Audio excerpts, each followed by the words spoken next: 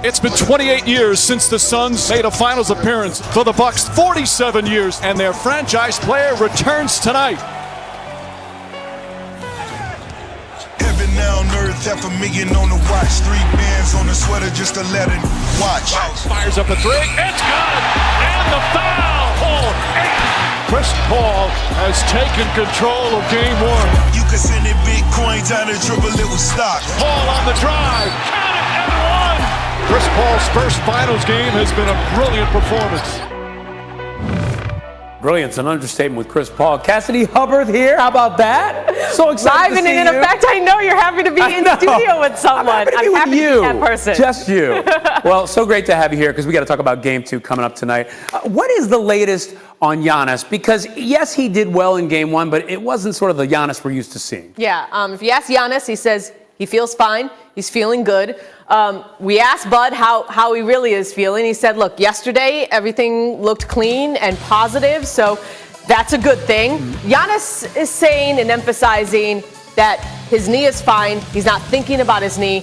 I think we can partially believe him after seeing that chase down block in Game 1 and him really bodying Ayton down low. Bud also said, look, Giannis is a rhythm guy, so if he is feeling okay knee-wise, then maybe we could just feel like he's going to feel more comfortable as the series goes along. And Giannis being more Giannis-y, I think, is a positive thing for the Bucks. Giannis being more Giannis-y. That should be like on a T-shirt somewhere. Yes. All right, so what are the Bucks saying that they need to do better in Game 2?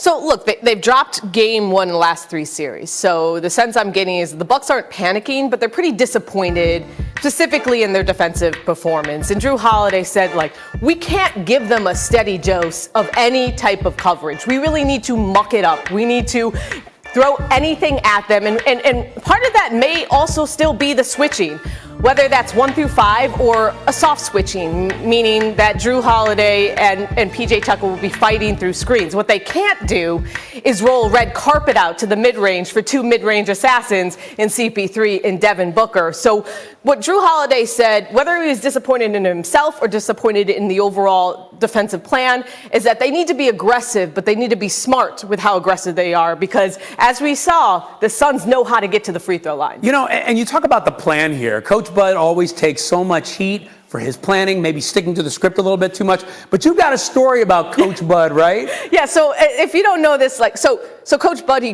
grew up in Arizona. His father is a Hall of Fame in Arizona high school coach, okay? No. He's in his 90s. He's calling up Bud after every single game. And after this game, Coach Bud said that his dad told him, full court press. That's what you got to do. Full court press once they get off the bus. And if I don't, that is the most high school coach line ever. Full court press. And actually, Giannis was told that. You know, he didn't know that Coach Bud's dad was a Hall of Fame high school coach, but he was told, hey, maybe you guys should go full court press against these Suns. And he goes, maybe we should, whatever it takes, because I think that's it. I mean, we laugh, but that may be the game plan right now for the Bucks, is they want to throw anything and everything they can at the Suns just to make sure that CP3 and Devin don't get comfortable. Yeah, it's been the knock on Bud. Switch up the game plan. Hey, real quick. So who do you see winning Game 2? What do you think? I'll tell you this. I don't think that Bucks fans should overreact if they go down 0-2. It's expected, right? I think we're going to see Giannis get more Giannis, as I said, and the Suns look prepared. I will say the Bucks could be a team that doesn't study for a test but still passes, and we've seen that in these playoffs. All right, I want to bring back in Richard Jefferson. RJ, let's talk about the Suns side of this, right? Because what I find so interesting about CP3 is he's leading these young guys in this era of super teams, and it just seems so odd to me considering that he came from a place of people chafing under his leadership. What's he doing right in his career right now? Well, and that's the thing. We always want to look at the bad parts, but first, I want to corroborate Cassidy's story. Growing up in Arizona, Coach Bud has Arizona roots in Tucson. So like I've known about Coach Bud since I was in high school, just from him and his father. But I think Chris Paul has done a very good job of kind of growing his leadership, learning how to lead. And it's been an evolution. How you deal with younger players might be different than how you talk to a Blake Griffin and a DeAndre Jordan. How you talk to, more established players and a more veteran group. But it's okay for you to continue to keep getting better, continue to grow as a leader. I remember my rookie year, Jason Kidd gets traded there. We were picked to finish second to last in the Eastern Conference, and Jason Kidd becomes an MVP candidate, helping lead us to 2 NBA Finals. And I think Chris Paul's leadership is continuing to improve even at the ripe age of 36.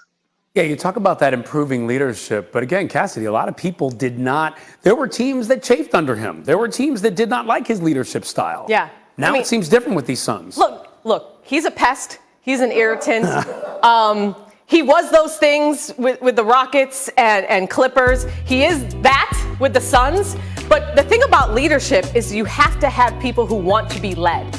James Harden, for what it's worth, these were his contemporaries. They weren't soaking up everything he was saying. I also think it's a mix, a perfect storm. In his words, he didn't even think that he was ready into this moment to lead this group of guys. And I think just seeing how he carried over, how he mentored Shai Gilgeous-Alexander with the Thunder, to how he's taking on these young guys under his wings with the Suns. I mean, I've even been told that he invited some young guys over for pizza parties this year, just to keep them out of trouble during this quarantine, unpredictable pandemic season. So it has been really interesting to see just how he's cutting through with these young guys. And DeAndre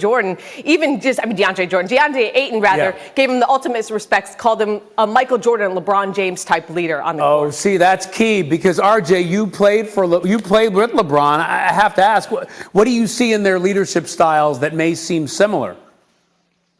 Well, I think just understanding what these individuals can do every single time down court and watching them raise their level.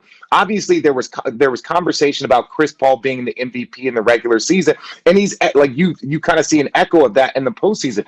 But his numbers are up. So Chris Paul over the course of the regular season averaging 16 points a game, but here in this postseason averaging 19 points a game. He's doing every single thing that his team needs him to do.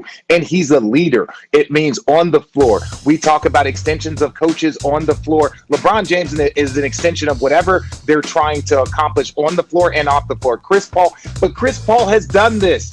We should not be surprised. We saw this in Houston. We saw this in OKC. We've seen this everywhere he's gone. So this is just an extension of Chris Paul's career. I wonder if those teams think if we would have listened to Chris Paul, maybe we would be at this spot. We shall see. All right, guys, thank you so much. They're not thinking that. Probably not.